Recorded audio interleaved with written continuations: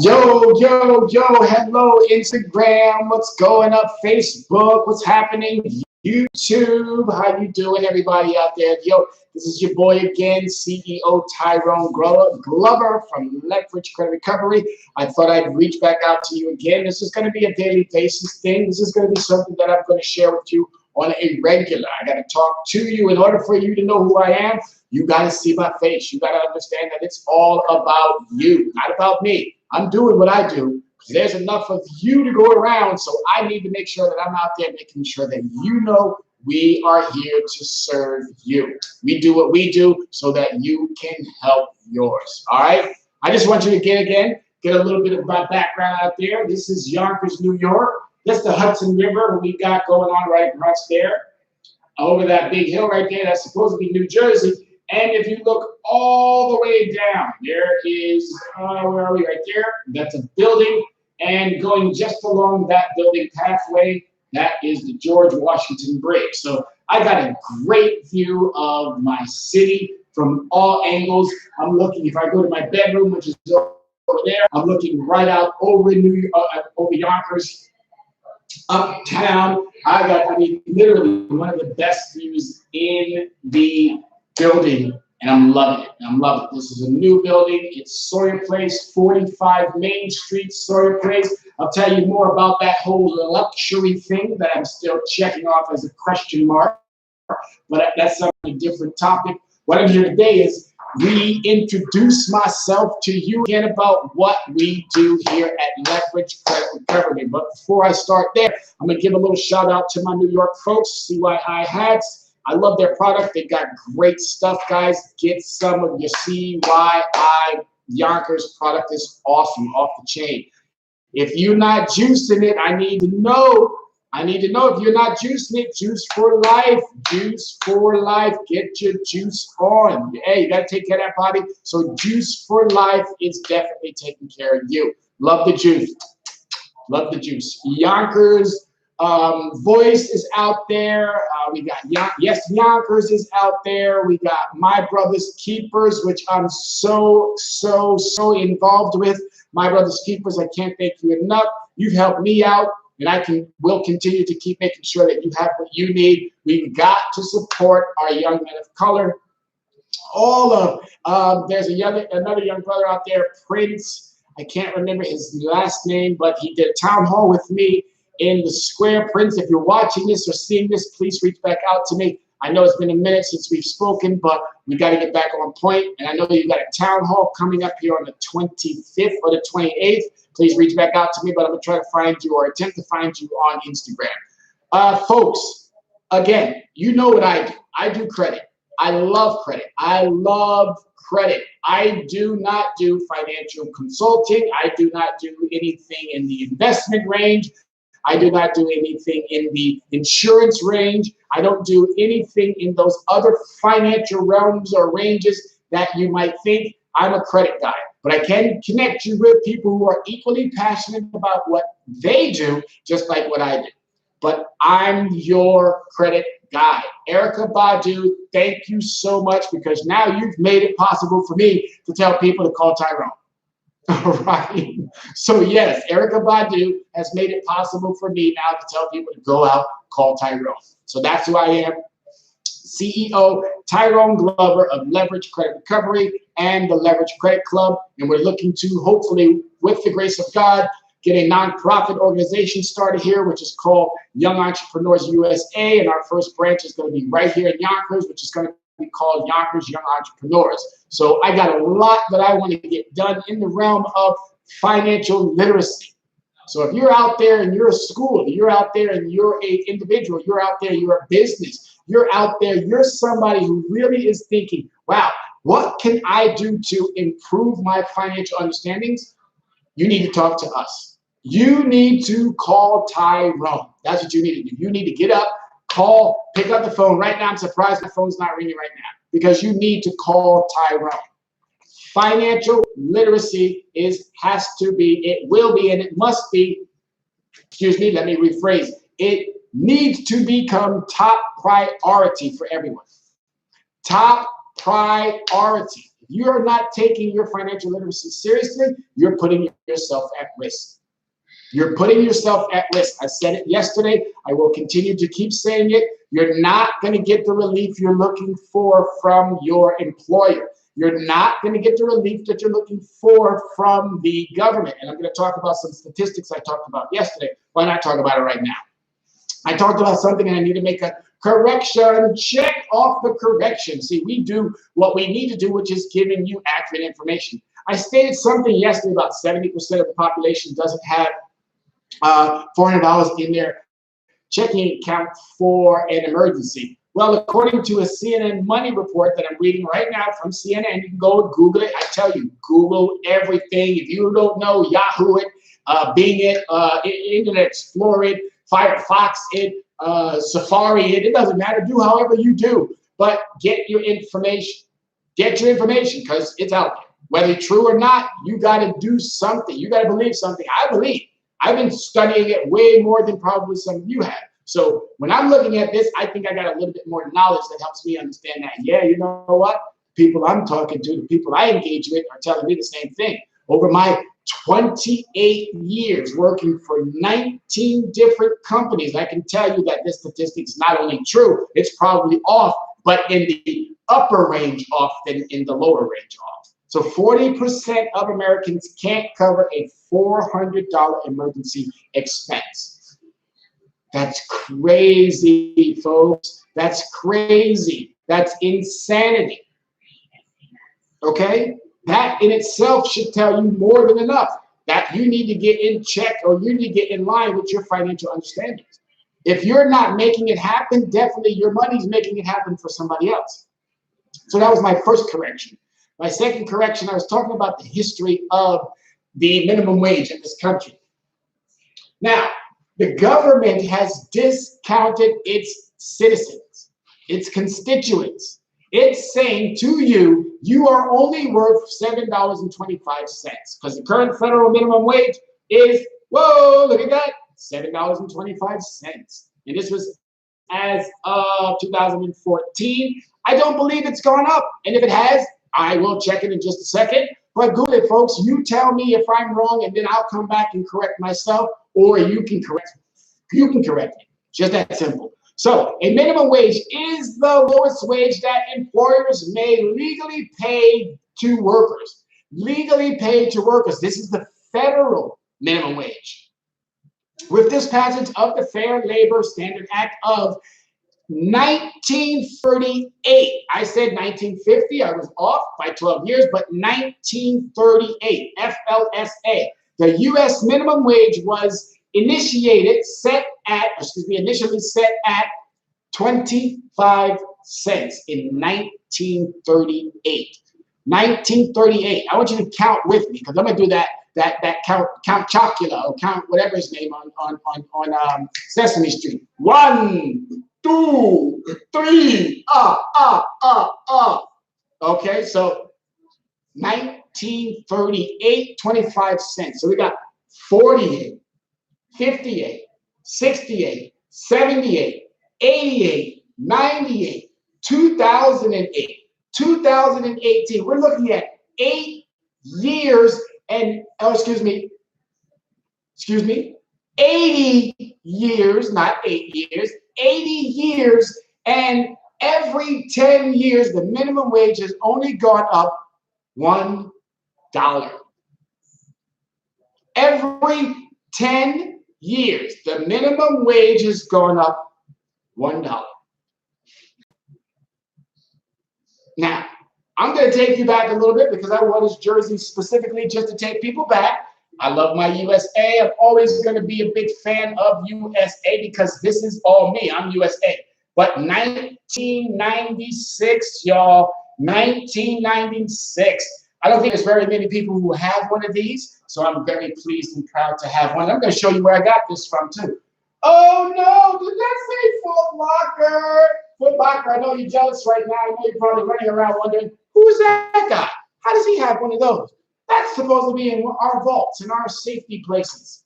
Well, I could tell you, but I won't tell you, but you're going to have to find that out on another story. All right, so let's take it back a little bit. I did some research. I went and started looking at stuff. I went back to the cost of living in 1996. How much things cost in 1996? So it says yearly inflation rate USA was 2.93. The Dow closed at 6,448. The Federal Reserve was at 8.25. The average cost of a home. The average cost of a home was $118,000. Average income per year, $36,300. Average monthly rent. All right, y'all, hold on. Average monthly rent, hold on, in 1996 was $554. Price of gas, gallon, was $1.22. Stamps was 32 cents. Average cost of a new car. Okay, so this should tell you everything that you need to know. If you're paying way more than that for these things that we're talking about right now, and your income is only going up $1 every 10 years, then it's not the employer's fault or the blame, it's the federal government's fault or to blame. All right, so I was talking about rent, which I said $554. I'm talking about price of gas, which is $1.22. So we're still kind of in line there. It's only $2, $3 more there. Price of a stamp, 32 cents. Average price of a car, a new car was $16,300. I believe I saw somewhere the average price of a Honda was almost double that. Almost double that. Almost double that. Okay? Double. So that means the average price of a Honda now is somewhere between $30,000 and $32,000. But 1996, which was 20 years ago, my income hasn't doubled, but yet the price of a car has now doubled. Interesting. Anyway, I could go on and on and on and on and on and on. The what was this? Minimum wage was $1.15, and so it says the minimum hourly wage was, not $1.15. The loaf of bread, price of a loaf of bread was $1.15, and the minimum wage was $5.15.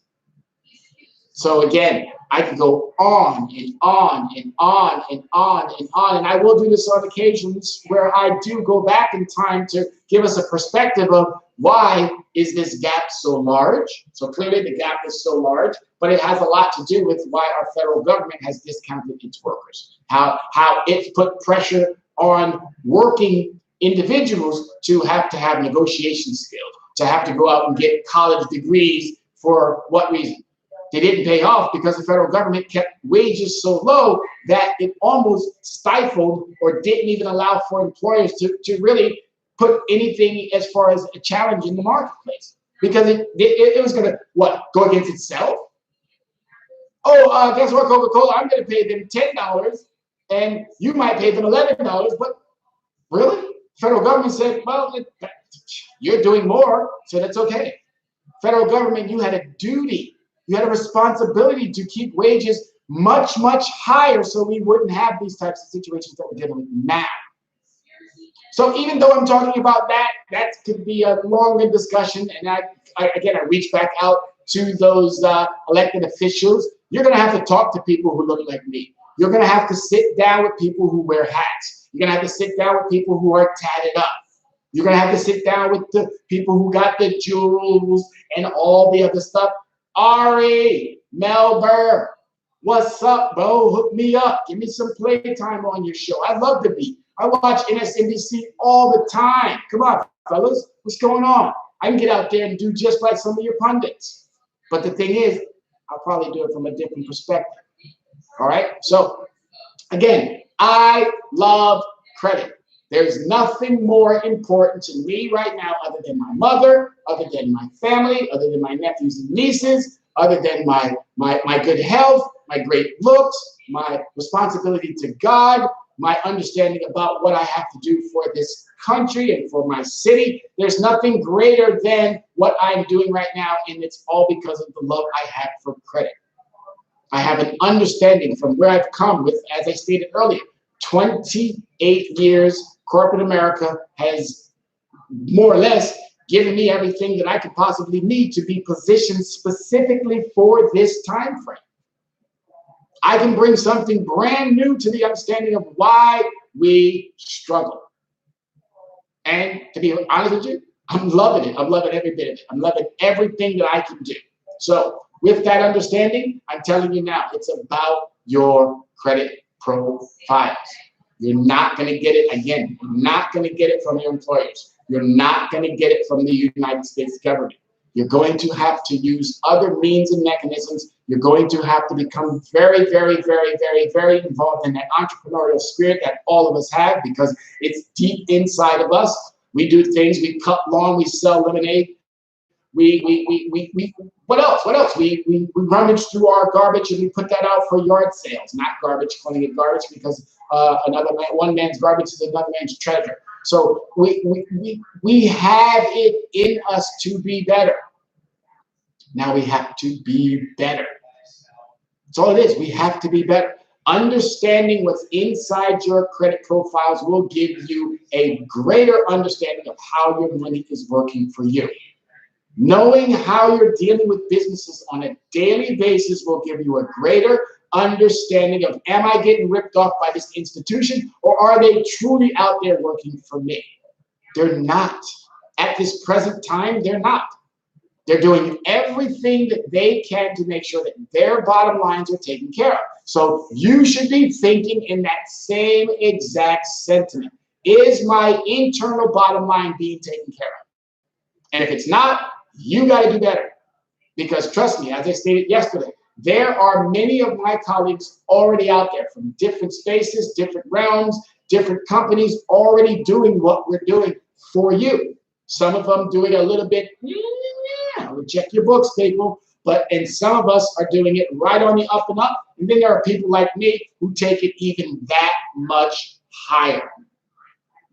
Because it's about the education. I educate you, you educate yours, they educate theirs, and guess what? Everybody's full with the knowledge.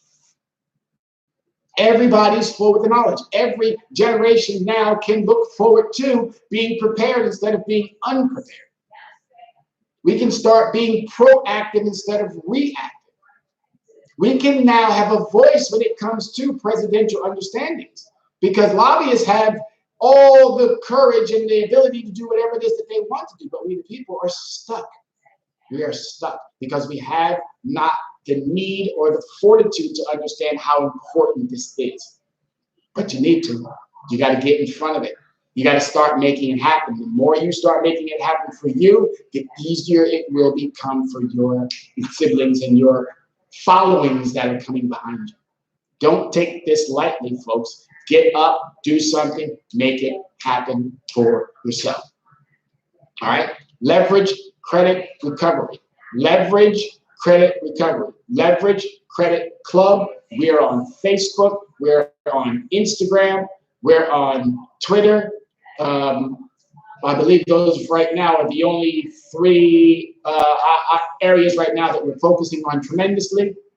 Obviously, you can email us at leveragecreditrecovery@gmail.com. That is leveragecreditrecovery@gmail.com. You can equally also pick up the phone, give us a jingle, 805-428-9424, 805-428-9424. Trust me, as I get more comfortable, with the YouTube understanding of advertisements and doing all of this other fancy stuff, which that's my next step. So I'm truly looking forward to making this a much, much, much, much more interactive, a positive. I'm keeping it positive anyway, so you got nothing to worry about that.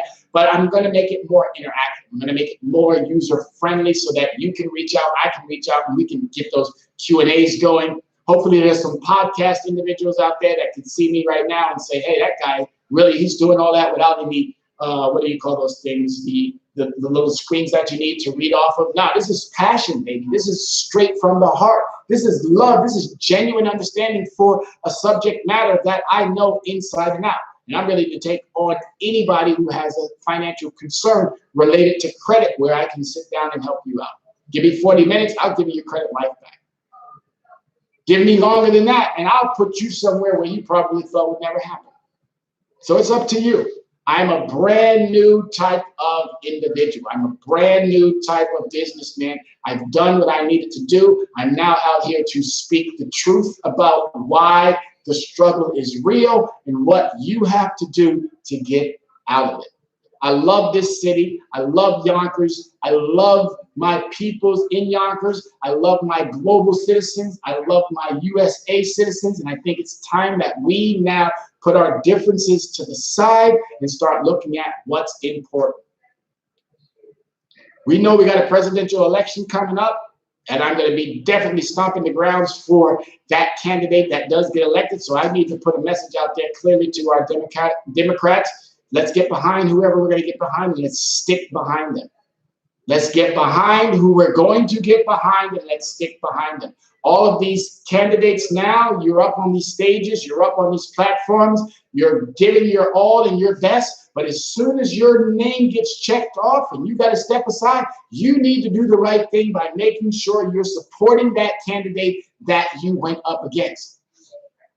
Because if you send a clear, divided message, as we are kind of allowing the Republicans to narrate for us right now, then you're going to elect Trump again. But if you stick firm and you talk to people like me, the hat wearers, the jersey wearers, the tattooers, the grayest beards, the African Americans, the well-spoken individuals who are not a threat, we are your biggest asset. Because I don't think a lot of you can talk to the people that I can talk to. And if you can, kudos. But if you can't, you're going to need me more than you think you know. All right? I got nothing but love for all of you. Every single one of you. White folks, black folks, Hispanic folks, Asian folks, Republicans, Libertarians, Green, Democrats. It don't matter. It don't matter. I am an American. And Americans can do whatever they want. Can do whatever they want. We can love who we want. We can be where we want. We can do what we want to a certain degree. Let's not get crazy and Trumpish, but you get my point. I'm a passionate individual who loves his country. Now I'm going to take it to the next level with making sure that as many people who want it can get it. Financial understanding has to be top priority. Financial literacy has to become a front of the bus issue, and it can no longer be a back of the bus concern. All right?